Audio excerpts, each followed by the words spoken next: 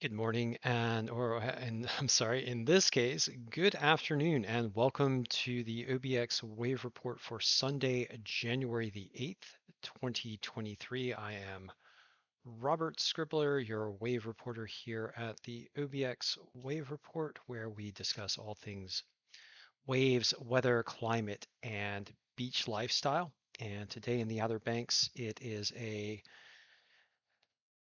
chilly upper 40s to lower 50s Sunday with cloudy conditions, chance of rain in some locations, but slightly improving surf conditions, both for particularly for the east facing beaches and the more northerly beaches, and maintaining in the 2 to 3 foot range for the more southerly beaches as well for wave conditions. This most recent impulse of cloudier weather is coming in from the south and west here, with a massive semi-stormy weather right now moving over Tennessee, Alabama, Mississippi, Louisiana, and into sections of the mountain regions of the Mid-Atlantic into the Appalachian region. And this weather is expected to track east throughout the day and bring cloudy and or rainy conditions for the Outer Banks here. Um, Overall, for the United States, looking at the infrared satellite picture, you can see these stormy conditions moving in through the U.S. Southeast, as well as a continuing storm track and a series of storms that continue to impact the U.S. West Coast as well. And this is a special report focus for the OBX wave report that I'm going to discuss a little bit more today as we continue our wave report. But focusing in on the Outer Banks, we are in particular experiencing much milder conditions, and waves are generally in the range of 1 to 3 feet across the Outer Banks with much calmer conditions as well. Looking at the near coastal waters of the Outer Banks, we see most of the offshore swell in the range of 2 feet. Of course, some of these waves are lining up to generate somewhat larger swells, and some of them are lining up to generate smaller swells overall. Again, at the beaches, we have 1 to 3 foot waves, and looking at our three choice locations for the Outer Banks, starting with Jeanette's Pier, we have 1 to 2 foot waves, with those larger waves coming in at 7 seconds with the primary swell and the secondary swell coming in at 10 seconds. Wind conditions at Jeanette's Pier right now are very light, with a 4 mile per hour east-northeast flow coming in onshore off the Atlantic Ocean. Air temperatures are chilly in the range of the upper 40s, with a spot temperature at Jeanette's Pier at 47 degrees Fahrenheit. And the ocean water temperatures are presently 54 degrees Fahrenheit. Weather conditions are cloudy with a chance of rain this afternoon. Right now it's cloudy here in Manio. We don't have rain right yet, but the clouds are thickening and we expect a chance of rain shortly. The expected high for today at Jeanette's Pier is down the beaches is 51 degrees Fahrenheit. Moving on south to Buxton past Oregon Inlet, the Pea Island National Wildlife Refuge, Salvo, and Avon to the east-facing beaches here at Buxton. We are currently experiencing 2 to 3 foot waves at Buxton here in the Outer Banks, with a primary swell with those larger waves coming in at 10 seconds and a secondary swell coming in at 7 seconds. Winds right now are out of the east-southeast, so coming in at almost directly onshore with this slight cant to the shore. Winds are coming in very gently at 3 miles per hour. And the air temperature down there in Buxton is a little bit warmer at 51 degrees Fahrenheit, while the ocean water temperatures are in the range of about 63. So warmer down there in Buxton, but you're still probably going to want to have your 3-4 millimeter wetsuit, your hoodie and booties and gloves for cold weather protection given the air temperatures right now, even though the winds are pretty calm. Weather conditions down there at Buxton are cloudy with an expected high today of 55 degrees Fahrenheit. And then turning the corner here, taking the right-hand turn down Route 12 as the coastline shifts toward the west and south here. We're going to go down to Frisco Beach for our final observation for our spot locations for the Outer Banks.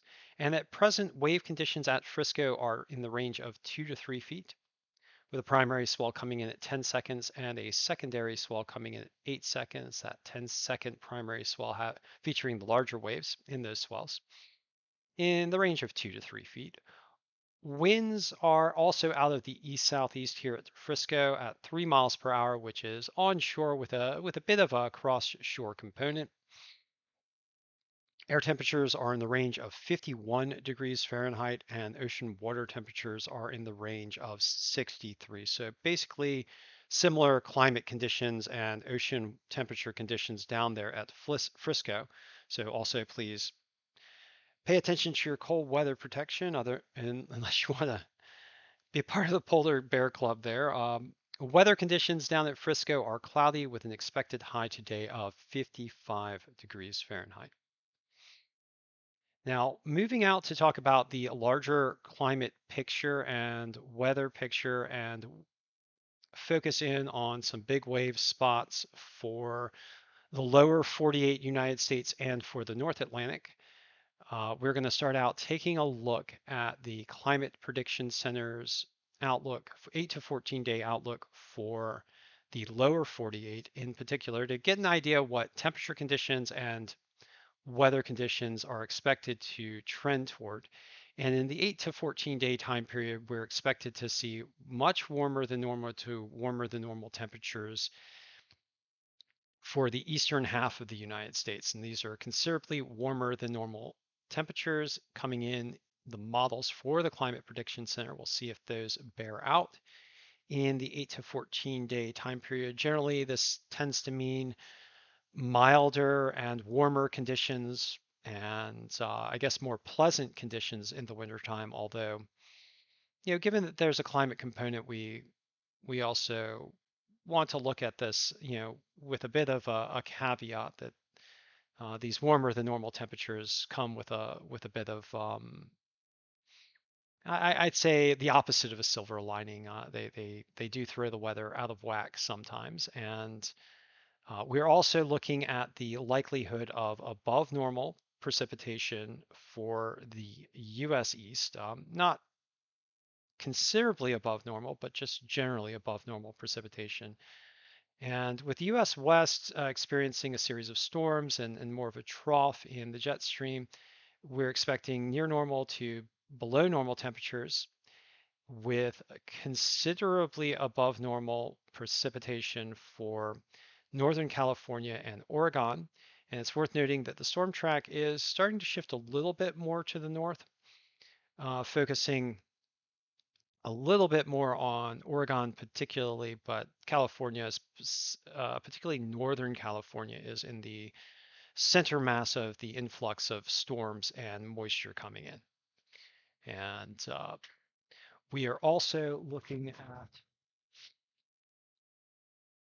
these series of storms continuing to roll in for the Western United States. Now I'm going to go ahead and run the global forecast system model to show you guys this succession of storms just running in storm after storm after storm toward the US West Coast and then recurving in toward Canada in many cases, but with some lows making it over a ridge and then running across the central and eastern US to generate some stormy conditions.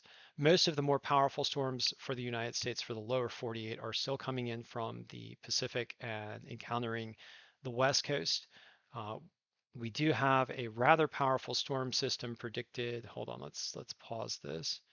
Uh, a rather powerful storm system south of the Aleutians predicted to hurl a rather strong frontal system in through the U.S. West Coast in the Wednesday, January the 11th timeframe, so in the next 3 to 4 days, before weakening and recurving. I believe it's it's expected to weaken and recurve toward Canada as it vents its fury on the near coastal waters of the U.S. West Coast and along, it looks like primarily the near coastal environment of the U.S. West Coast. This storm system is not as potent and as close to the coast as a previous storm system, but it's still something worth noting that, and it's also worth noting that these powerful storms firing south of the Aleutians and then tracking in are continuing to affect the U.S. West Coast. Here on the East Coast, we're expected to see some generally stormier conditions, but nothing too powerful. Although over the next day, here in the Outer Banks, we're expected to see a little bit of a coastal low form. This is not expected to turn into any kind of major coastal system, but we'll just see how things evolve. Um, Overall, though, this particular system is expected to be rather mild in the 1010 millibar range, so rather mild storm system and not expected in these models to pack a punch as far as wind speeds, increased wind speeds are concerned.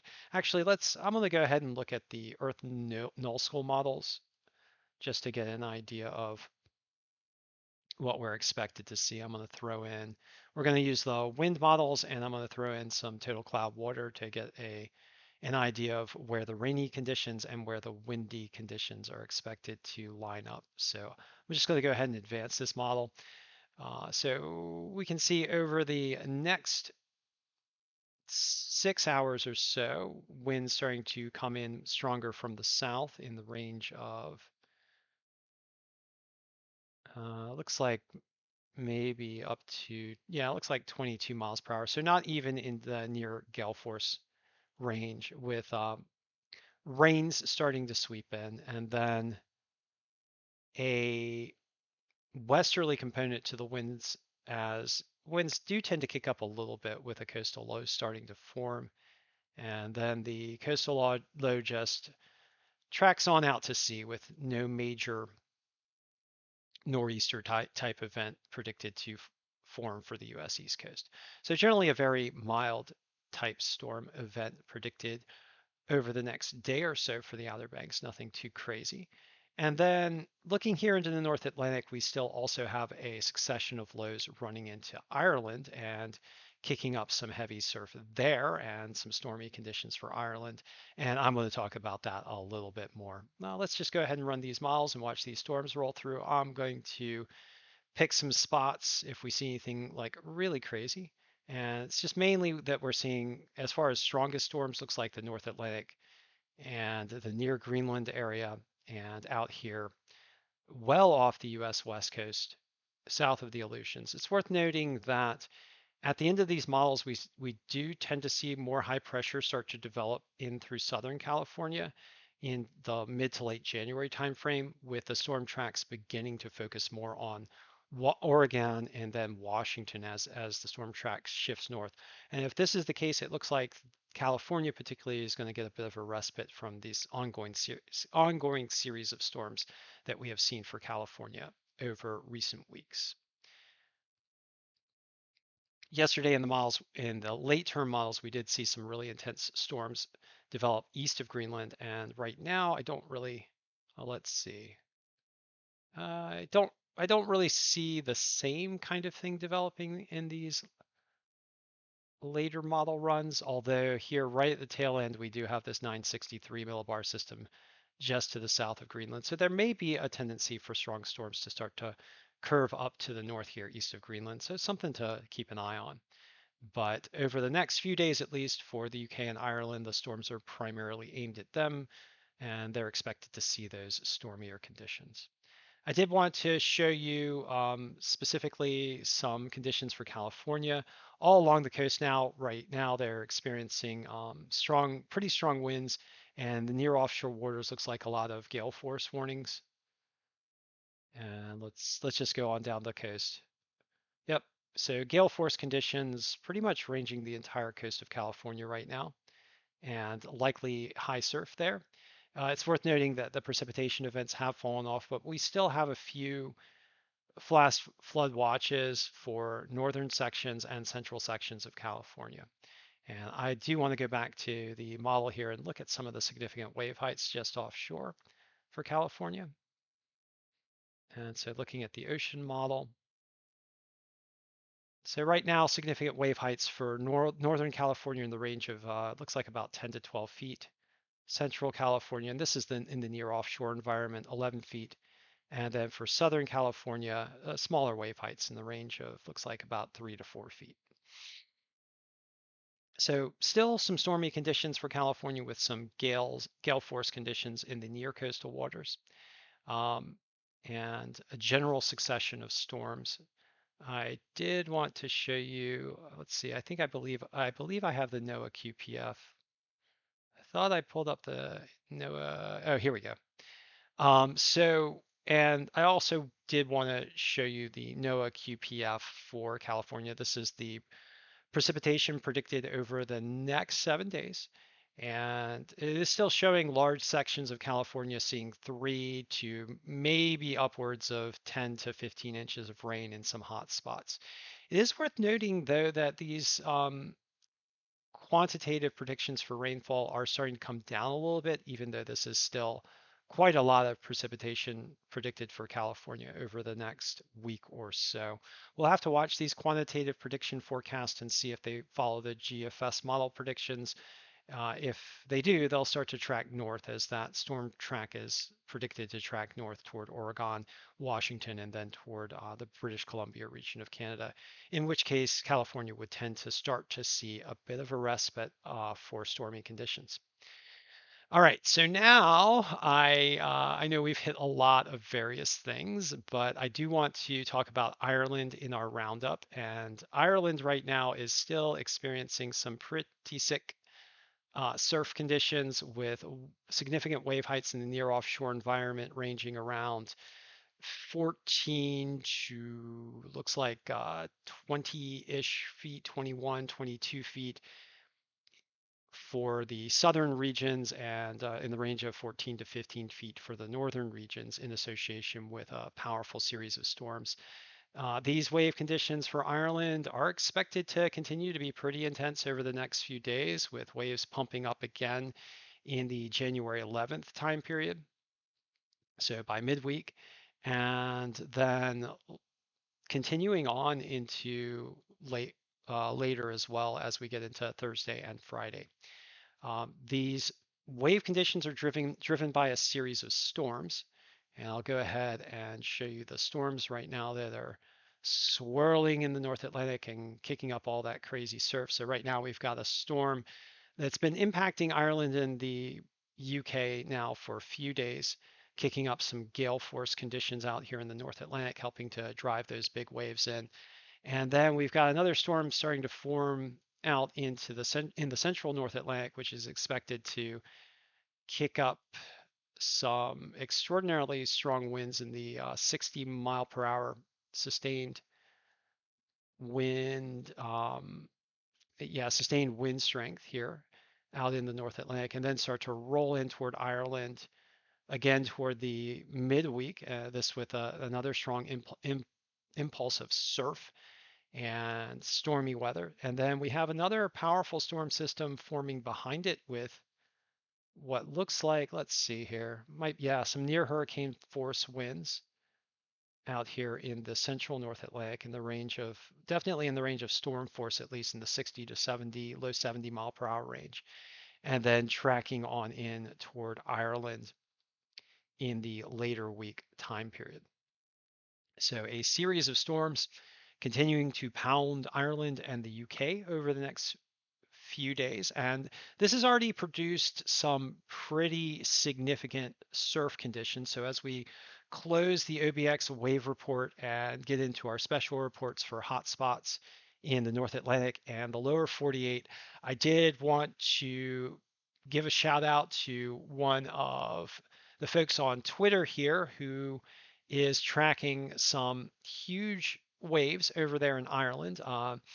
And the name of our Twitter friend here, go ahead and check her out, Cam Lake Canvas, apparently an artist, talking about some big wave conditions here in Mullaghmore, Ireland, which I'll show you where Mullaghmore is. Mullaghmore is out here on the west coast of Ireland.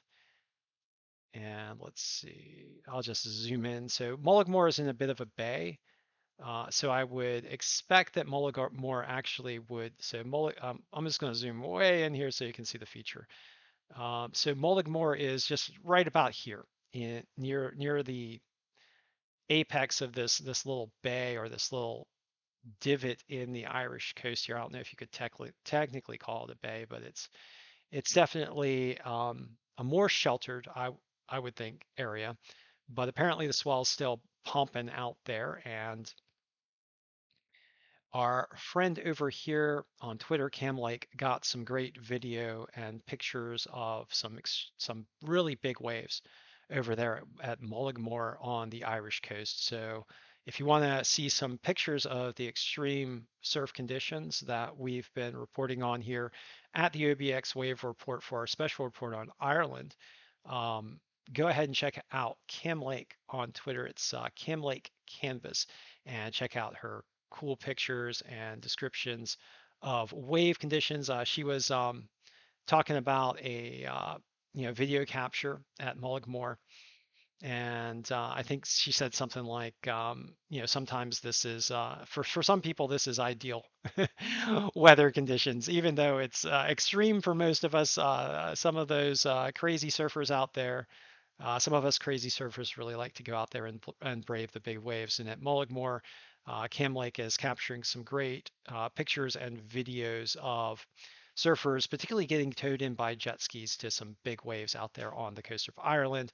And for the OBX Wave Report, what we can say in this special segment is that big wave conditions for the west coast of Ireland, according to the Global Forecast System model and the wave surface models, are generally expected to continue. And before we wrap up, I do want to go back to the Outer Banks, because we don't want to neglect the Outer Banks as all these shiny objects start to pop up. So let's go back to the ocean surface conditions, and we'll look at some waves. Um, so generally speaking, the offshore swell is expected to remain in the 2 to 4 foot range over the coming week, although some southerly beaches toward late week may get waves in the range of 3 to 5 feet or higher, as some stronger southerly winds start to pick up the swell there a little bit, at least in some of our models. But overall conditions are expected to range, looks like between 1 and 3, maybe 1 and 4 feet for most of the coming week, with nothing too extreme predicted. Although it looks like by January the 12th, so heading into later in the week, we do start to see those swells kick up a bit. And this is showing swell conditions for the Outer Banks in the near offshore environment in the range of 6 to 7 feet for the south facing beaches, and looks like more in the range of 5 to 6 feet for the east facing beaches. So this is definitely something to keep an eye on. I'm going to go ahead and advance this model because I'm curious. Yeah, it looks like it's starting to pump up by Friday the 13th in the range of nearly 9 feet for some of the south facing beaches, and 6 to 7 feet for some of the, 7 to 9 feet for some of the north facing beaches. So yeah, it looks like a bit of an impulse here, a bit of a storm. Now I'm curious. I want to check the winds. We just discovered this. I mean, I was looking at the wave models, and it did show that the waves were starting to pump up toward late week. And now that I look at the GFS model, this actually starts to look a little bit interesting. So we've got strong winds in the near gale force range in the offshore waters, with a frontal boundary anchored to a low pressure system near the Great Lakes, which is expected to create a rather powerful offshore southerly and southwesterly flow over much of the East Coast. And looks like this is what's generating these more intense wave conditions for the Outer Banks in the wave models for Thursday and Friday. Let's see how far we can take this before it peters out. Looks like mostly near gale force conditions. Oh, hold on. I found gale force conditions in part of the frontal boundary here. So it does look like the potential for some gale force conditions by Friday in the near coastal waters off the Outer Banks, which makes things look a little bit more interesting from the waves perspective for the Outer Banks as ocean waves get kicked up by a front that's predicted to sweep through on Friday. Of course, this is further out in the models for the OBX, and so we will take this prediction of a near coastal front kicking up the waves for the Outer Banks with a little bit of a grain of salt. But this is an interesting feature for the Outer Banks that we are going to keep our eye on. Hopefully things don't get too crazy or severe, but nonetheless, wave conditions are expected to tend to improve over the coming week with a potential for larger waves by Thursday and Friday. So stay tuned to the Outer Banks report as we discuss all things waves, weather, and climate. And we do our little beach lifestyle segments. And also, please help us in our advocacy as we try to get folks to do everything they can to help transition to clean energy and thereby help protect the coastal regions that we also enjoy and love, and all the water sports and all of the um, interactions with nature that we also enjoy participating in. So thank you